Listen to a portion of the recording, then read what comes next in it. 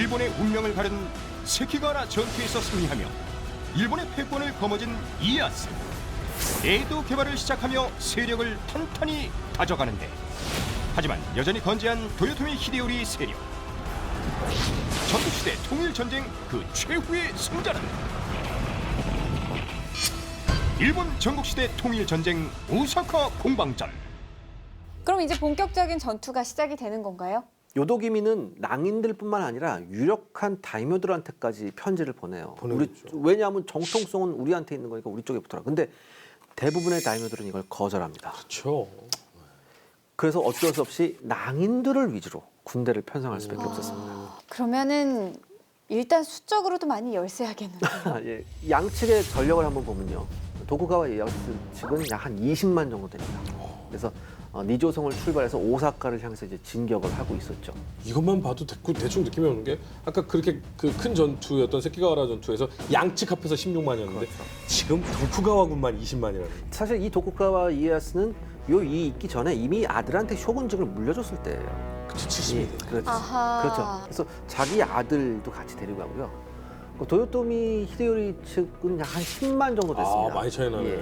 그래도 10만이 어딥니까? 예. 정말 긁어모은 거죠. 어떻게 모았대요? 그러니까 이게 낭인들만 모아갖고는 이게 안 되죠. 그러니까 과거의 히데요리 패도 아직 남아있고 네. 그리고 어쨌든 도쿠가와 이에야스가 천하를 지배하게 되니까 또 그게 불만인 사람들이 생겨요. 그렇죠. 예. 그러니까 그쪽 세력들이 이제 가세를 해요. 그래도 10만이면 세키가와라 때 10만이었잖아요. 그렇죠. 더군다나 아까도 말씀드렸듯이 이 오사카 성 자체가 난공불락의 성이었기 때문에 여기에서 10만이 틀어지고 있다는 것은 이거 어마어마한 그 병력이었습니다. 근데 제가 가보기도 했는데 거기 10만 들어가면 다들 이렇게 하고 서 있었어야 돼. 지금 주로 오사카 성으로 보이는 것은 마지막 내성이고 네네. 원래는 그 밖에 외성이 또 있어요. 외성에다가 해자에다가 어떤 뭐 전초 기지격 외성도 좀 몇 개 그러니까 있었어요. 보통은 삼중성인데 맨 바깥성에서는 싸우기 힘들고 네네. 실제 전투는 외성에서 벌어지죠. 첫 번째 전투는. 이때 이제 도요토미 히데요리 측에 왔던 낭인들 중에서도 대단히 유력한 무사가 많았어요.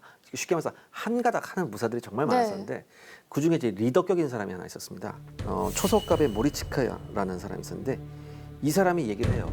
이 많은 병력을 오사카 상에서만 모아놓고 싸우면 이거 우리가 계속 수성만 해야 된다. 우리가 나가서 오는 군대하고 싸우면서 병력을 축차적으로 소모시켜야 된다라고 해요. 또 하나 뭐냐면 군의 사기와 도요토미 히데요시 공을 잇는다는 정통성을 위해서는 아드님 히데요리 공께서 친정을 직접 나가셔야 된다라고 딱 얘기를 합니다. 근데 이 두 가지 제안을 요도 도노가 전부 다 거절합니다. 그러니까 첫 번째 이거죠. 네. 내 아들을 전쟁에 내보내라고? 있을 수가 없어.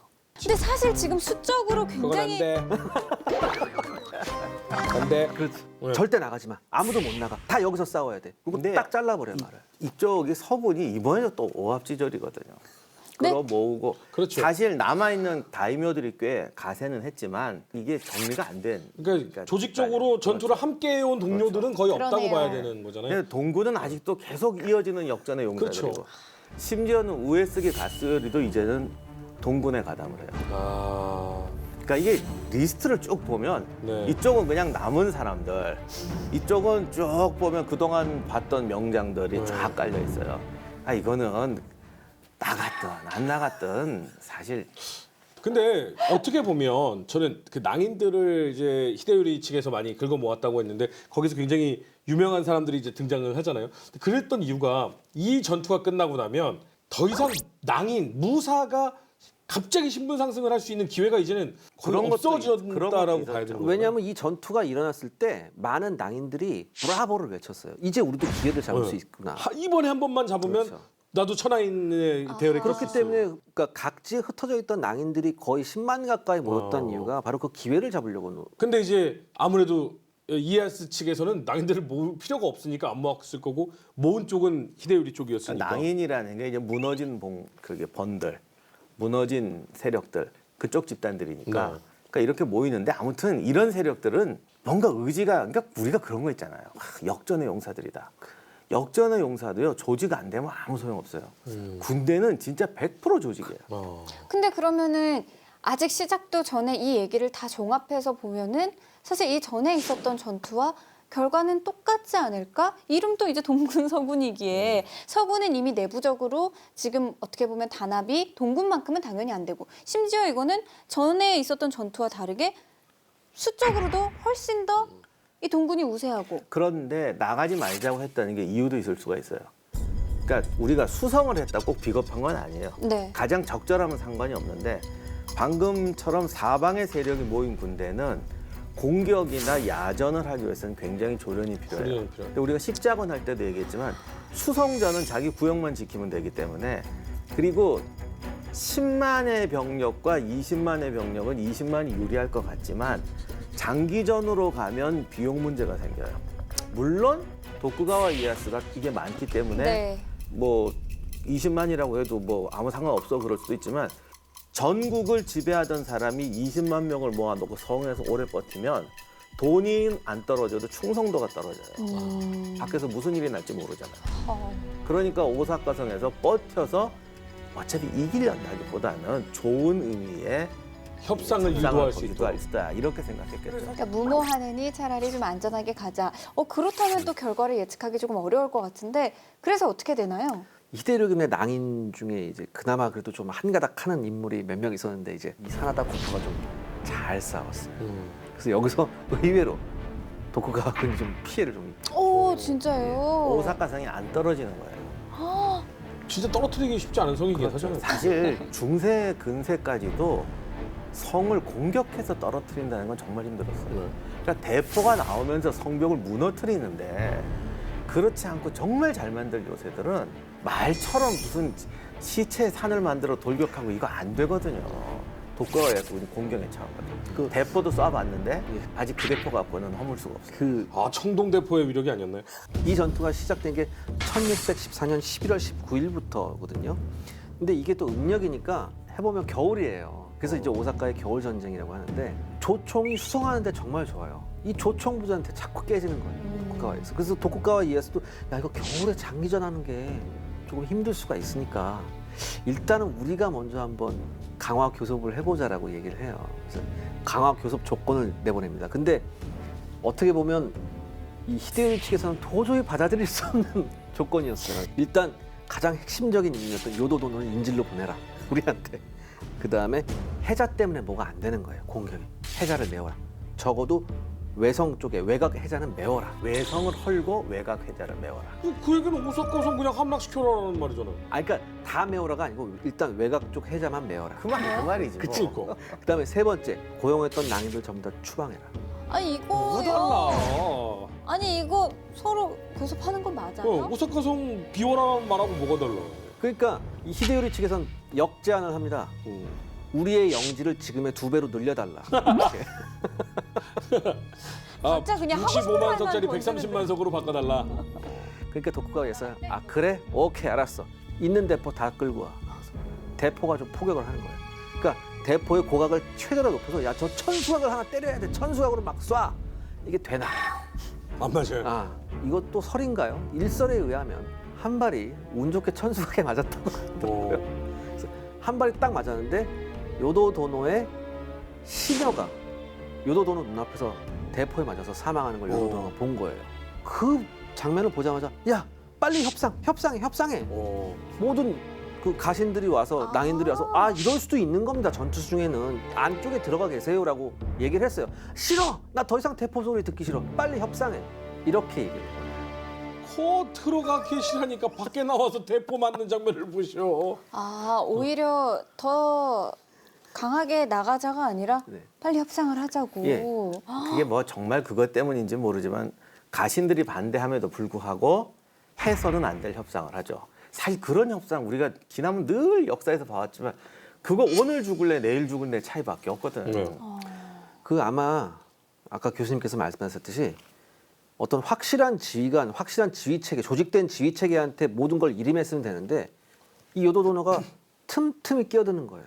그리고 사실상 모든 결정적인 순간의 결정을 자기가 해버리는 거예요. 그래서 그런 협정을 받아들이죠. 외성을 헐고 외곽 해자를 메운다. 아니 사람이 궁지에 처하면 그렇게 되나 봐요. 그렇죠. 그러니까 누가 봐도 당연히 그 앞으로 다 밀고 들어올 거라는 게 뻔한데도 그 결정을 그런 식으로 내리게 되네요. 그러니까 이거예요. 외곽 쪽 해자만 메우기로 했는데 메우는 김에 안에 것까지 메워버리는 거예요. 그러니까 당연히 히데요리 측에서는 도쿠가와한테 반발하죠. 사신도 여러 번 보내요. 도쿠가와한테. 여기까지는 아니었잖아요. 본인 그럼 도쿠가와는 뭐라고 얘기하냐면 이게 내가 명령이 잘못 전달된 거였으니까 내가 지금 수정할게. 애를 보내서 하지 말라 그러는 거예요. 근데 계속 메꾸고 이러면서 질질 몇 달을 끄는 거예요. 그 사이에 해자가 다 메꿔져 버려요. 그러죠. 아 지금 저 보이는 저 사진이 저게 바깥 해자예요? 아니요, 안쪽 해자예요. 안쪽 해자라고? 천수각 앞에 있는 내성 앞에 있는 해자죠. 저걸 해자라고 했던 거예요? 전 강인 줄 알았어요. 이시야마 홍간지 있을 땐 진짜 강이었어요. 강물을 휘감아서 한 거예요. 그 실제 저때 당시에 진짜 그 설계도 같은 걸 이렇게 보면 저 정도 폭의 해자가 3중으로 바깥쪽에 맞아요. 이렇게 있었어요. 근데 무려 제가 알기로는 무려 7만 명을 동원해서 해자를 메웠다고. 보통 분들이 가면 물 차 있는 쪽을 좋아하잖아요. 네. 그래서 거기서 노는데 그거 봐서는 해자의 깊이를 몰라요. 네. 그래서 좀 돌아가면 저 베스 파이프 나오는 저기가 있어요. 저걸 봐야 진짜 깊이를 아는데 폭이 70에 깊이도 꽤 깊어요. 근데 그 유명한 콘스탄티노플 성의 해자가 네. 기껏해야 폭이 20m, 10m. 깊이는 10m 좀 안 됐다. 그게 말았다. 천년성이죠? 그렇죠. 와 오사카 성도 솔직히 그러면 요도도노가 겁을 안 먹었다면 얼마든지 지켜낼 수 있는 정도의 그러니까 물리적 공격으로는 함락하기가 쉽지 않죠. 그렇죠. 그러니까 근데- 성을 아무리 뭐 온갖 시설을 다 해도 결국 보면 제일 중요한 게 해자더라고요. 해자예요. 해자. 그래서 이렇게 되니까 해자 메우는 게 뻔히 보이잖아요. 히데요리 측이. 그 마마보이인 히데요리가 엄마한테 얘기해요. 엄마 저거 다 메우네. 우리가 나가서 싸워야 될 것 같아요. 그때 요도도노가 말을 안 합니다. 돼. 그렇죠. 나 대포 소리 또 듣기 싫어. 무서워. 나가지 마. 다 여기서 꼼짝 마. 이렇게. 하여간 중요한 건 그렇게 해서 해자도 메워지고 네. 외벽도 헐어짐으로 해서 오사카 성의 방어력은 거의 4분의 1, 그렇죠. 4분의 1이 뭐냐. 이제 딸랑 본성만 남은 예. 거죠. 근데 이러면 시간 문제 아닌가요? 이렇게 되니까 도요토미 히데요리 씨는 이거 해자 메우는 게 큰일 났으니까 내보내기로 했던 낭인들을 내보내지 않기로 해요. 그런데도 불구하고 절반이 넘는 낭인들이 떠나가요. 왜? 희망이 없다고 생각했거든요. 끝났으니까. 예. 근데 나머지 있는 이 낭인들로 해자를 다시 팝니다. 네. 해자를 다시 파요. 저기선 맺고. 네. 7만 명이 네. 하는 거를 원래 근데 이건 처음에 약속을 위반한 건 도쿠가와 이에야스였잖아요. 그렇죠. 그러니까 우리는 해자를 다시 판다. 근데 도쿠가와 이에야스가 갑자기 딱 이러. 너네 해자를 왜 또 파? 너네가 약속 위반이야. 이게 또 구실이 됩니다. 근데 이거는 뭐 뻔한 내용이에요. 어차피 그거 아니었으면 뭐 밤에 개가 짖었대거나 뭐 온갖 뭘 못 만들어내. 그럼요. 끝난 얘기야. 어. 이미 알았어요. 우리 바깥쪽 열구선 해자 메꿀게요라고 하는 순간 이미 전쟁은 끝난 거야. 압도적인 이에야스의 병력과 대포를 총동원한 공격에도 굳건히 버텨낸 오사카성. 협상의 조건이 해자 메우기였을 정도로 모두가 두려워한 해자. 해자는 언제부터 일본성에 자리 잡았을까? 난공불락의 요새로 떠오른 일본성의 과거와 현재, 일본성의 비밀을 파헤쳐본다. 일본의 성이 특히나 이렇게 발달한 이유가 있을까요? 결국 모든 발전은 경쟁이더라고요. 필요와 경쟁. 그러니까 전국 시대에 전쟁이 나니까 전에도 말씀드렸지만 원래 슈거 다이모들은 성을 함부로 못 쌓아요. 네. 성 쌓으면 싸우게 반란이다. 되니까. 예. 어. 근데 이제 전국 시대 되니까 자기 영토를 지켜야 되니까 요새 쌓는데 사실 작은 국에서 성을 10개 이상 쌓으면 배치할 수비대가 없어요. 그런데 얘들은 지금 사방에서 적이 오잖아요. 그렇죠. 네. 그러니까 어떻게든 병력을 저지해야 되니까 요소요소에 작은 요새들을 쌓고 거기다 병력을 투입하다 보니까 200명, 300명 이렇게 되는 거예요. 그럼 할 수 없이 방어력을 높여서 최대한 시간을 끈 다음에 이제 지원 부대가 올 때까지 기다려야 되거든요. 우에스기 겐신의 성이 이제 대표적인 거였는데 산에 올라가서 주거지를 만드는 거예요. 근데 일본 산도 되게 가파르거든요. 네. 그러니까 일단 썰어야 돼요. 그러니까 마추픽추처럼 산을 이렇게 깎아서 계단 형식으로. 그렇죠. 계단 형식으로 공간을 만들어서 이게 두 가지 목표가 있는데 하나는 거주지를 마당을 만들어 줘야 살죠. 네. 그 산을 잘잘 썰어가지고 거주지를 만들고 그런데 썰다 보니까 산이 마추픽추처럼 까진 아니지만 이렇게 네. 계단 형식이 되니까 공격하는 애들 입장에 1단, 2단, 3단 계속 방어 진지가 만들어지고 썰어서 전후 좌우 이렇게 길을 복잡하게 하면 계속 이쪽 저쪽 공격당하면서 뚫고 올라가요. 마치 그 삼국지에 나오는 진법 같은 데 갇히는 이제 그런 구조로 산을 썰어요. 그래서 전국 시대 보면 이렇게 산성을 공략해서 성공한 예는 거의 없어요. 그 어려워 보여요. 네, 그러니까 결론은 재미가 붙으니까 이제 계속 개발을 하는 거예요.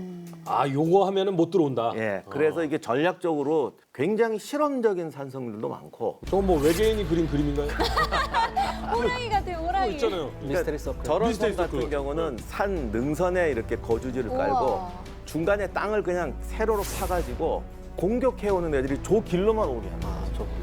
그러니까 쫙 퍼져서 한꺼번에 퍼져서 오지 오는 게 못하게. 아니라 좁은 복도로 와야 되니까 저런 요즘 같으면 저기다 수류탄 불리면 그냥 지옥 되는 거예요. 그렇죠. 예. 원래 그 수성전의 제일 비결이 적이 집중하지 못하도록 해야 되고 적이 대형을 만들지 못하도록 해야 돼요. 그러니까 저렇게 세로로 줄을 쫙 파가지고 2열 정도로만 올 수 있다. 들어서는 순간 미끼를 무는 거네요. 그렇죠. 그럼 이제 낚시만 하면 되는 거예요. 그렇죠. 그러니까 이런 오만 참 원초적인 아이디어부터 구조적인 아이디어까지 투입하면서 기술이 굉장히 빨리 발달하고 제일 중요한 게 이제 전문 집단들이 생겨요. 무슨 집단이요? 집단들이요? 그러니까 축성 전문 아. 좀 더 체계적이고 좀 더 전략적으로 네. 성을 짓게 하는 방법으로. 역시 전쟁의 테크놀로지하고 경제를 아니, 발전시키는 거. 일본은 전쟁에 있어서 최적화돼 있다 이런 생각도 조금 드는 것 같아요. 아까 저는 해자 얘기 들었을 때도 뭔가 일본의 성은 기본적으로 이런 것들은 돼야 하나? 라는 생각이 있는데 꼭 일본 성만이 아니라 모든 성은 기본적으로 세 가지 원리를 기술적으로 어떻게 구현하느냐의 문제예요. 네. 그러니까 첫째는 일단 장벽이 되게 돼요. 그렇죠. 담이든 해자든 그렇죠. 진격할 때 막아주는 게 있어야 된다. 두 번째는 적의 병력은 분산시키고 아군의 병력은 집중시킨다. 아까 요 길처럼 적의 병력은 분산시키고 네. 근데 걔들이 한 줄로 모인다고요. 그럼 아군은 한 포인트에 모여서 적의 병력 효율은 최소화시키고 아군의 병력 효율은 최대화시킨다. 이걸 어떤 아이디어와 기술로 구현할 것이냐라는 게 있고 마지막으로 이거를 극대화하기 위해서 구조적으로 그걸 극대화시켜야 돼요. 하다 보니까 깨닫는 거예요. 처음에는 우리가 잘 알지만 성에는 치 같은 게 있잖아요. 네. 적은 가운데 좁은 곳으로 몰려 들어와야 돼요. 나는 이렇게 싸서 양쪽에서 공격할 수, 삼면에서 공격할 수 있으니까 훨씬 병력 효율이 높아요. 이걸 더 높이려면 2층 구조로 만들어요. 위에서도 위에서 2층 구조로 만들면 내가 2중으로 박을 수 있잖아요. 어. 3층 구조면 3층으로 박을 수가 있고. 그리고 똑같은 병력도 1층에서 배치해서 쏘는 것보다 2층, 3층에 배치해서 쏘면 밑에 애들이 피하기가 더 힘들어요. 그러니까 이런 식으로 구조적으로 구현하는 거예요. 근데 우리나라 같은 경우는 이 3D 입체가 잘 안 돼요. 왜요? 그냥 땅이 너무 단단해요. 이게 다 화강암 덩어리니까. 미군이 한국전쟁 이전에는 무조건 잠자기 전에 1m 이상의 참호를 파야 된다가 전술 규범이에요. 네. 근데 이 한국전쟁 때 이걸 파는데 한겨울이었잖아요. 30cm 파면 날이 새요. 곡괭이 자리가 부러지고 그랬다. 그러니까 야전사불은 아예 파지도 못하고. 그렇죠, 그렇죠. 그러니까 어떻게 해? 그래서 한국에서는 전술교범을 수정했어요. 어. 몇십 센치만 팔아. 그런데 이제 문제는 사람은요, 계기가 있으면 해요. 어. 이게 인간이 무서운 게 그거예요. 사실 하려고 마음먹으면 못할 건 없어요. 네. 일본은 옆 동네하고 싸우니까 쟤들보다 다른 특이한 게 있어야 되는 거예요. 그러니까 뭐 땅을 죽어라고 파든지 어떻게 하는데 우리는 내전은 없잖아요. 다 외부에서 쳐들어오고. 그러니까 성이 표준 설계도가 나간다고. 다 비슷해. 예, 동네마다 오히려 똑같이 쌓아야 돼요. 표준 설계도를 딱 줘서 비용 요만큼만 쓰고 병력 요만큼만 써서 딱 쌓아라. 네. 옆 동네에서 우리 뭐 못하겠어요 그러면 야 여기선 하는데 니네 왜 못해? 이런 식으로 해서 표준화를 시키니까 쓸데없는 걸 표준을 시켰네. 아니 그게 장점도 있어요 어쨌든. 근데 실제로 그러다 보니까 임진왜란때 어떤 사건이 있었냐면 겨울이 되니까 일본군이 성을 못 쌓을 줄 알았어요 우리는. 네. 근데 이것들이 막 그 위에 화강암 땅을 막 깎으면서 지금 남부지방에 있는 외성을 보면 일본 것만큼 많이 깎지는 못했지만 산 다 깎아서 만들었어요. 그러니까 조선군 사신 가서 보니까 이것들이 그냥 막 깎는 거야. 그리고 막 열심히 일하는 거예요. 그래서 큰일 났습니다. 이제 우리 같으면 저거 안 팔 텐데 얘들이 막 팝니다.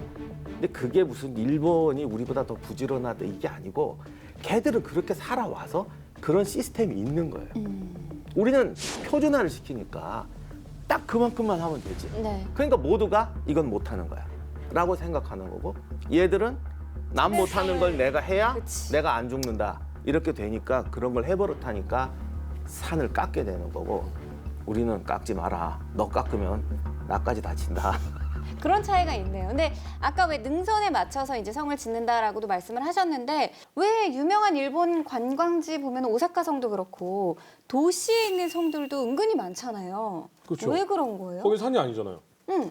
정말 중요한 관점은 그치. 도시에 도시 그렇죠. 평야에 있겠죠. 그래서 점점 더 도시 평야 쪽으로 성을 쌓아야 되는데 이건 산성하고는 비교도 할 수 없을 정도로 강력하게 쌓아야 되죠. 그러다 보니까 왜냐하면 산성은 자연방어가 되잖아요.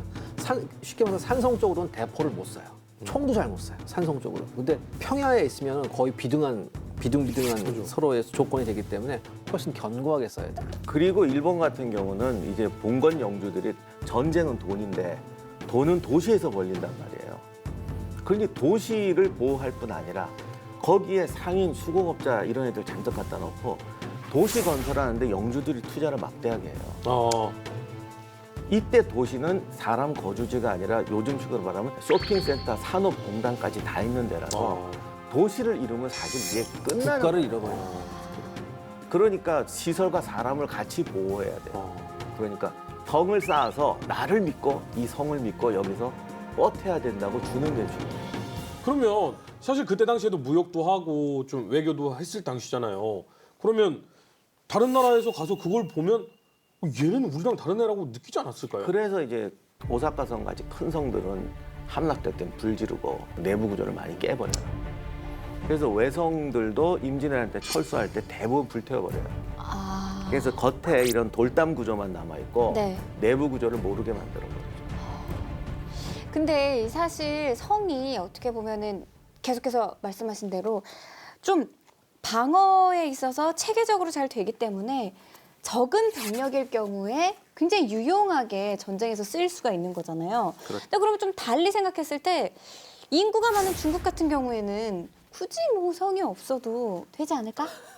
이런 인구바로 밀면 된다? 안 돼요? 월드워 G처럼 월드워 G 보면 막 사람이 탑 쌓아서 올라가잖아요. 좀비가 막. 중국도 이스라엘에서. 성이 네. 당연히 필요하죠. 네. 그런데 중국은 대체로 병력지향적이니까 일본처럼 아기자기하게 만드는 게 아니라 그냥 사람으로 도배를. 그러니까 평지에서 사람이 붙는 것보다는 담장 위에서 붙는 게 낫잖아요. 그러면 10만 대군을 성벽 위에 올리자. 거의 이런 개념으로 가요. 두껍게 쫙 그냥 눈에 딱 보이게. 왜냐면 통제가 돼야 돼. 사람이 많으면 통제가 돼야 되거든요. 네. 만리장성 느낌이 딱 네, 드네요. 그래서 네. 넓게 만들어와서 쫙 하고 큰 성들은 중간에 트럭 2대는 다닐 수 있을 만큼 두꺼워야 된다. 왜? 계속 장비를 옮겨야 되니까. 투석기를 옮겨야 되니까. 그러니까 이게 나라마다 진짜 성이 특징이 다 다르네요. 그래서 중국은 그런 게 중요하대요. 예를 들어 태평천국에 나한테는 대포가 있잖아요. 네. 그러니까 걔들은 인해 장벽으로 막고 있는 거예요. 포탄을 쿵 때리면 사람이 정말 구멍이 뻥 나잖아. 네. 그럼 조용히 메운대. 어이구 구멍이 났구만 이러면서. 아니 그게 아니라 사람으로. 사람으로 사람이 대형을 짜고 있는데 포탄이 꽝 떨어지면 사람이 이제 없어졌을 거 아니에요.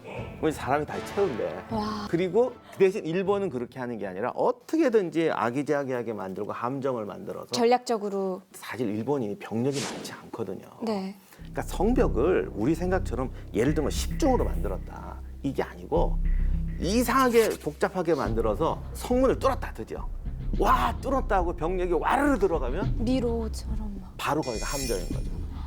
그래서 삼면에서 막 화살비가 쏟아져. 갑자기 화살 쏘. 그러니까 그런 식으로 하기 때문에 아까 말한 대로 안 가르쳐 주려고 그러고 그거 만드는 게 예술이에요.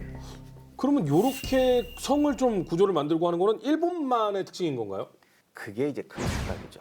아 그래요? 그래서 제가 인도 갔다가 놀란 게 인도에도 성이 있어요? 아, 근데 잠깐만 인도는 약간 중국 서양과로 비슷해야 되지 않을까 싶어요. 난 인력으로. 인도는 왠지 중동하고 비슷할 것 같은데. 서남아시아니까. 타지마할. 그래도 인구가 많잖아요. 근데 중국은 통일 국가인데 인도는 수백 개의 나라로 일본처럼 수백 개의 나라로 쪼개져 있죠. 부족국가. 네. 그러니까 인도성에 갔더니 이게 나중에 이런 생각이 들더라고요. 혹시 일본 애들이 이거 보고 배운 거 아니야? 그 정도로. 너무 똑같은 게 많아요, 진짜. 그리고 사실은 인도성이 더 대단해요. 왜냐하면 돈도 많고 사람도 많으니까 원리 똑같은 걸 너무 많이 봤어요. 예를 들면 일본성에서 가장 중요한 게 우리는 성벽 위에서 사람이 그냥 오픈이 돼요. 네. 근데 일본성은 반드시 집을 지어서 안에 있는 병사들이 실내에서 싸우게 하고 성벽 위에서. 왜냐하면 비바람 맞고 이러면 병으로 더 많이 죽거든요. 그리고 병력이 어디 있는지를 몰라요. 네. 우리는 다 보이거든요, 이게. 중도 다 보이고. 근데 병력을 감추거든요. 인도성도 똑같이 그런 성들이 있고. 뭐 중간에 삼면 방어 이런 거 보면 너무 똑같은 게 많아요. 근데 사실은 인도가 더 대단해요. 왜냐하면 거기는 사암이라서 땅이 훨씬 파이가 좋아요. 그러니까 완전 산속을 뚫고 만들어 놓은 것도 있어요.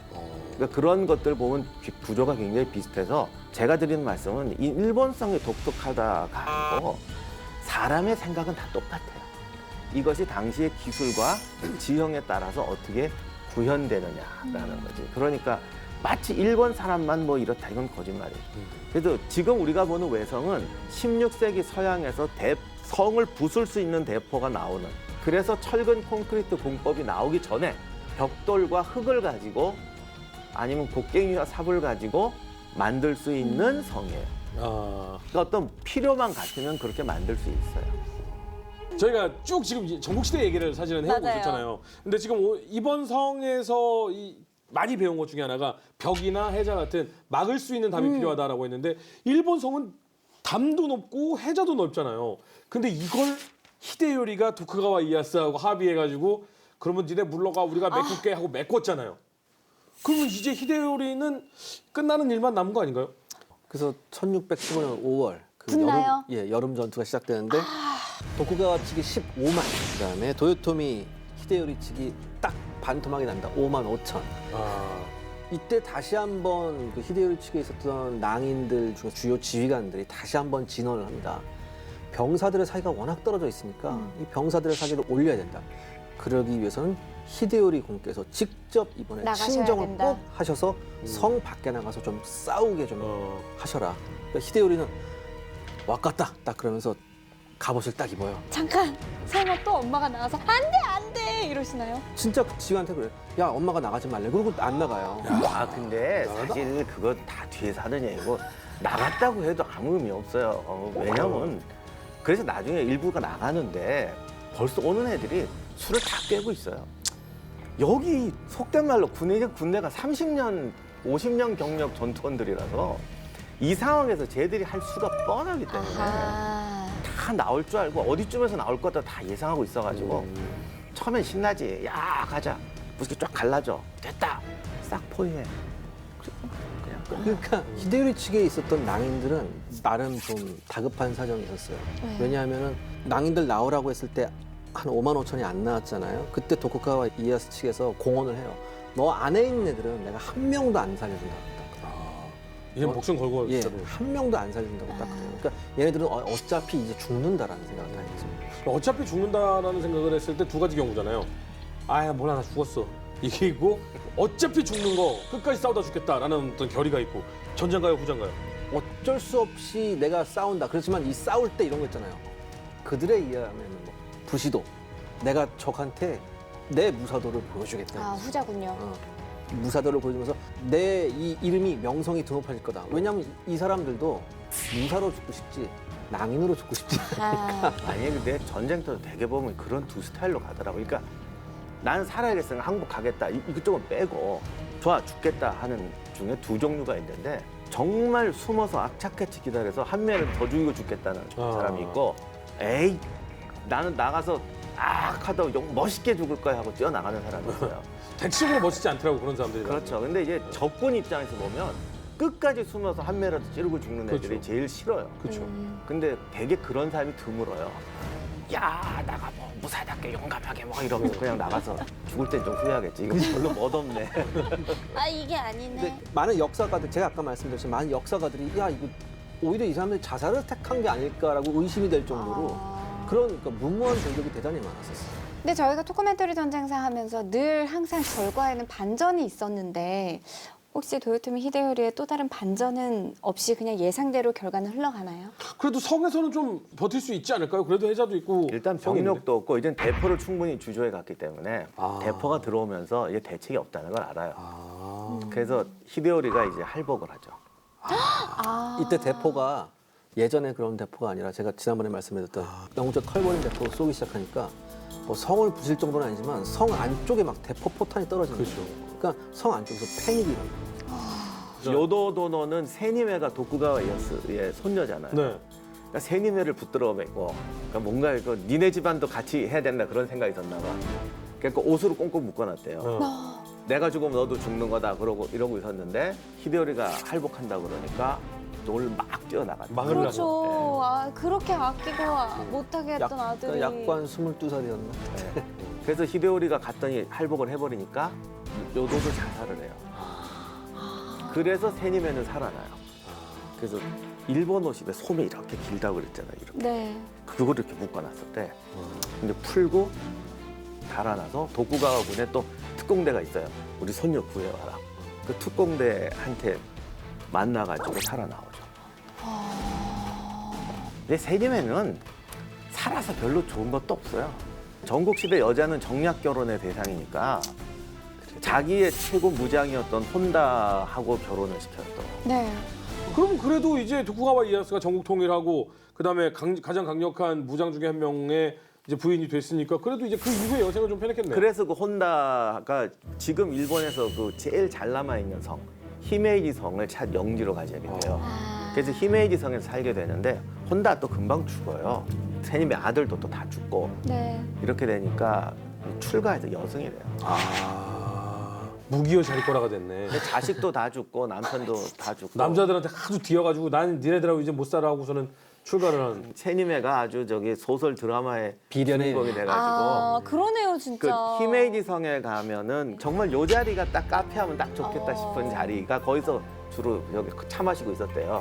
그래서 거기 저 사진에 나오지만 세님의 모형도 이렇게 세븐 브릿지 같은 게임인데 아, 조개 껍질에다 금박칠을 해서 어, 그림을 해가지고 이렇게 뒤집기 게임인가 뭐 비슷한 그런 게임 하는 거예요, 한여랑. 그렇군요. 아 근데 어떻게 보면 이제 최후의 승자라고 할 수 있죠. 도쿠가와 이에야스가 통일을 하고 일본 그 이후에 일본은 어떻게 좀 흘러가나요? 그러니까 일본에서 전국 시대가 중요한 것은 사실은 전국 시대가 중요한 게 아니라 전국 시대가 끝나고 이제 도쿠가와 막부가 성립하면서 네. 이게 이제 메이지 유신 때까지 오잖아요. 요 시대에 우리가 아는 일본적인 것이 다 만들어져요. 일본 하면 생각나는 음식 스시 뭐 이런 거 원래 전에도 했지만 이런 거 다 16세기 에도 시대에 에도에 이제 식당가도 생기고 막 이러니까 다 많이 만들어진 거지. 그 이전에는 그렇게 특별한 게 없어요. 그러니까 사무라이 문화도 사무라이가 날뛰던 전국 시대에 만들어진 게 아니라 그 사무라이가 이후에. 실업자가 되고 전국 시대의 추억을 가지고 살면서 무사도니 사무라이 정신이 이런 게 만들어지거든요. 그러나 어쨌든 원형이 된 거는 전국 시대라는 거죠. 삼국지가 유명한 거는 삼국 시대가 아니고 이후에 삼국지 연의의 세계잖아요. 네. 거기서 다 만들어졌는데 어쨌든 삼국지 연의의 무대가 삼국시대인 건 맞으니까. 그래서 전국시대라는 게 일본적인 우리가 흔히 말하는 일본적이라는 것을 만드는 원형 소스가 되었다. 그래서 그것이 우리가 아는 일본적인 걸 만드는 기원이 됐다. 이거는 인정해줘야 되고. 어떻게 보면 약간 태평성대네요.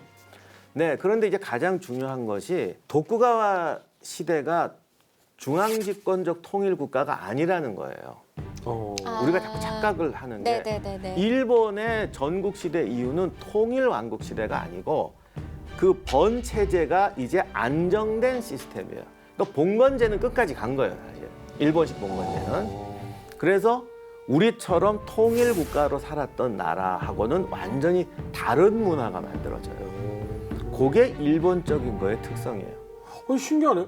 아니 지금 전체를 다 통일한 거잖아요, 사실은. 그렇죠. 그러나 번이라는 건 그대로 뒀죠. 물론 옛날하고 다르게 여러 가지 새로운 시스템을 만들었지만 각 지역의 영주와 번은 그대로 뒀거든요. 쉽게 말해서 봉건 체제의 완성이라고 보면 되는 거죠. 이건 전 세계적으로도 일본밖에 없는 거죠.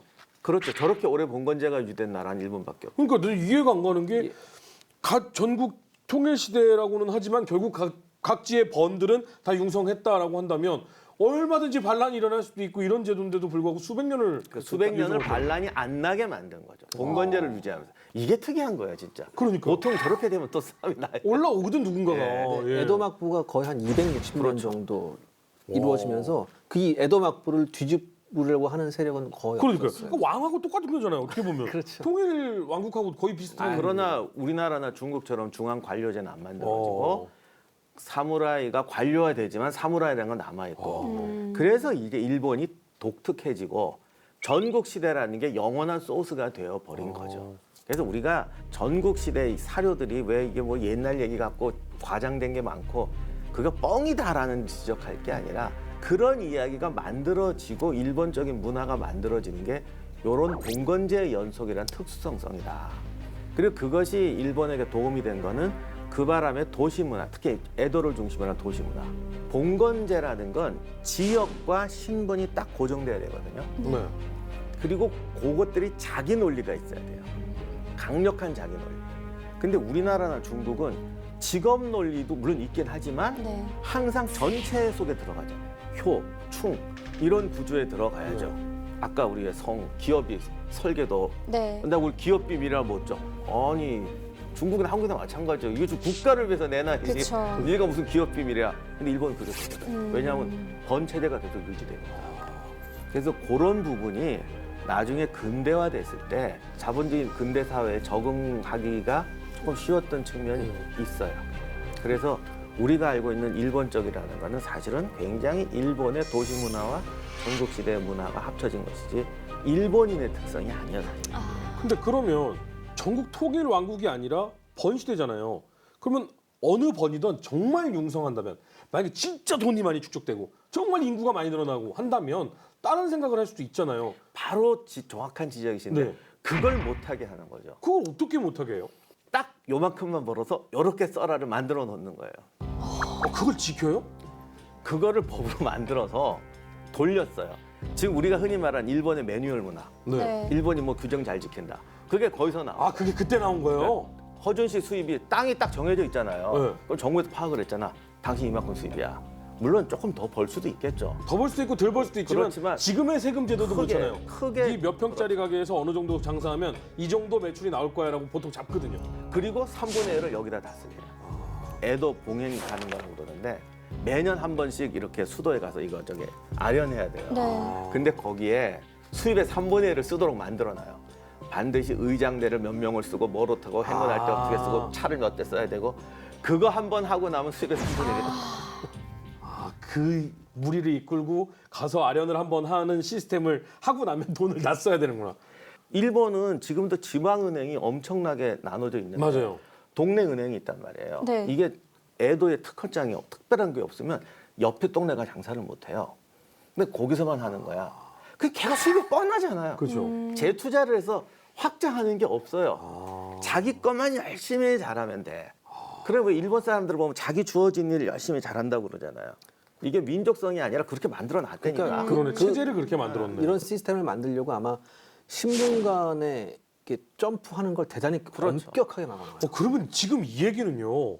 사실은 전국 통일 시대의 시초를 연 노부나가의 정책과는 완전 반대네요. 완전 반대까지 나고 만나는 것도 있는데 특히 쇠국이라는 부분은 그랬어요. 하지만 노부나가도 통일했으면 마음 바뀌었을 수도 있어요. 보통 우리가 조선시대를 대단히 뭐 강력한 계급사회라고 생각하지만 조선시대 이상으로는 어떻게 보면 이 계급 간의 이동이 거의 불가능한. 그래서 일본 사람들이 뭐 이런 거 있잖아요. 왜 자기 분야에서 대단히 깊이 파고 들어가는 장인 정신. 예, 그런 게 그게 일본의 정신이 아니고 그렇게 만들어 놨다니까요. 아, 도시계 딱 해갖고 여기는 우동집이고 저기는 세탁소인데 우동집 다른- 주인은 무조건 우동집 주인이어야 해. 다른 집이 들어갈 자리가 없어요. 아, 그러면 동경대 나와서 취직하는 것보다 이 우동집 집이 더 좋단 말이야. 네. 우리처럼 옆에 가게 생기고 옆에 가게 생기면 200년 하고 싶어도 못해요.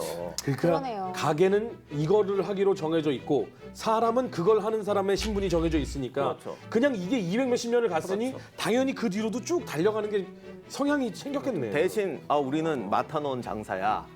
그러고 곰팡이 핀 음식을 내놓는 데거나 먹기 싫은 간도 이러면 이제 큰일 나는 거지. 또 그러면 그렇지도 않고. 자기 자리의 의무는 해야 그걸 유지할 수 있는 거야. 또 이게 뭐냐면 대부분의 그때 상인이 상대하는 사람이 윗사람들이에요. 아 그렇죠, 그렇죠. 예, 그러니까 대부분 사무라이 같은 윗사람들을 상대해야 되거든요.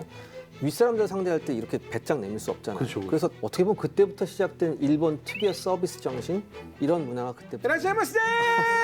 아니 근데 그거는 그 체제를 유지할 때 그 알았던 거죠. 정말 그렇잖아. 당신은 여기서 말뚝이야. 아무 경쟁 상대도 없어 그러면 사실 당연히 나태해질 수도 이렇게 있는 되니까 건데. 그런 직업 윤리를 만들고 그렇게 해야만 존경받고 유지할 수 있도록 만들어놔. 이게 에도 시대에 나온 거라니. 신기하네요. 전란의 와중에 일본이라는 나라가 적극적으로 서양의 문물을 받아들였다는 데다가 한번 우리가 주목을 할 필요가 있는데 네. 에도 시대부터 쇄국 정책을 260년간 해왔다고 하지만 그 일본은 관주도로에서 여러 루트를 통해서 서양 문물을 들여와요. 그래서 겉으로는 쇄국 정책이지만 은밀하게는 서양 문물을 들여오는 이런 이중적 투트랙 시스템이 있었고요. 그리고 이러한 것 덕분에 18세기 초반에 서양 문물이 들어왔었을 때 대단히 거부감 없이 적극적으로 받아들이게 됩니다. 18세기에서 19세기가 넘어가는 이 와중에 이미 일본에는 서양 문물을 전문적으로 연구하는 인력이 1000명이 넘었었습니다. 그러니까 세상이 어떻게 돌아가고 있는지를 이제 파악을 한 거죠. 근데 이 세상이 어떻게 돌아가는지를 파악을 하는 시점이 서양 문물을 적극적으로 받아들이기 시작한 전국 시대부터가 아니냐. 자, 파란만장했던 전국시대 정말 길게 왔습니다. 맞아요. 근데 여러분들한테 이거를 짧게 보여드릴 수가 없는 상황이라 이랬고 여기서 더 심화 편으로 가면 더 길어질 수밖에 없는데 최소한 저희가 보여드릴 것들만 얘기할 것만 얘기한 것이 이 정도였는데 마지막으로 전국시대 정말 길었는데 만약에 한국에서 여행을 일본으로 간다 뭐 이런 이야기가 나왔던 장소에 간다라고 하면 요런 것 좀 하나는 생각하고 가시는 게 좋을 것이다 라고 한다면 어떤 게 있을까요?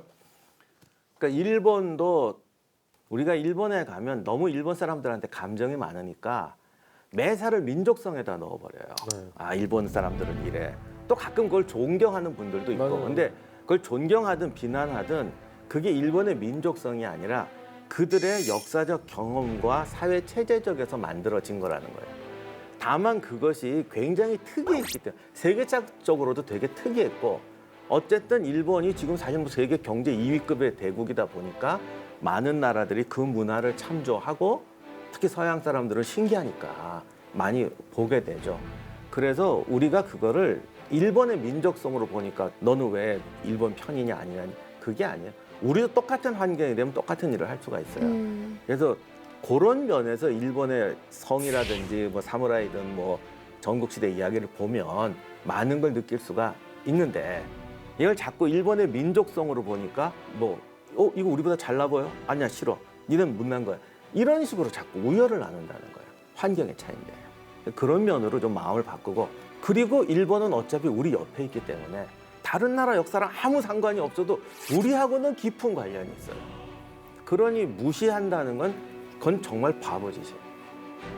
왜 자기 나라 옆에 있는 애를 연구하지 않고 자기의 적이라고 하는 애를 연구하지 않고 무시하면 된다라는 걸 우리는 일본한테 영원히 질 거야라고 선언하는 거지 애국심이 절대 아닙니다. 우리가 도큐멘터리 전쟁 행사하면서 가장 중요한 건 이기는 방법을 연구하는 사람이 이기더라라는 거예요. 오늘도 진짜 멋있으시네요. 그러니까 감정을 배제하고 역사는 역사로서 배우는 것이 중요하다라고 말씀을 해주셨고요. 전쟁사 저희가 2년 했습니다. 감정 가지고 전쟁한 나라 중에 이긴 나라가 없어요. 감정으로 무슨 전쟁을 합니까? 그리고 감정으로 무슨 자주국방을 해요?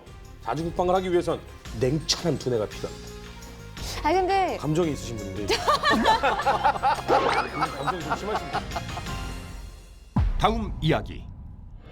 동북아를 공포에 떨게 한 해상 세력이 등장했다. 잔혹하고 강한 전투력으로 악명 높았던 외구의 비밀을 파헤쳐본다. 동북아시아의 피바람을 몰고 온 외구. 원래 모든 도죽 중에서 제일 잔혹한 게 해적이에요. 포로도 딱 데리고 가려면 데려갈 수밖에 없어요. 나머지는 전부 다 불태워버리고 죽여버리고. 바다에 던지고 이러는 거죠. 14세기부터 갑자기 엄청나게 침략해 오기 시작해요. 나라의 기록에 남을 정도로. 그렇기 때문에 우리가 그때부터 왜구라는 말을 쓰는 거예요. 적게는 20척에서부터 많게는 500척까지 대규모 함대가 동원돼요. 국가와 국가의 해전이네요, 이거. 그렇죠. 근데 우리 수군보다 더 많은 애들이 인천 앞바다까지 온 거예요.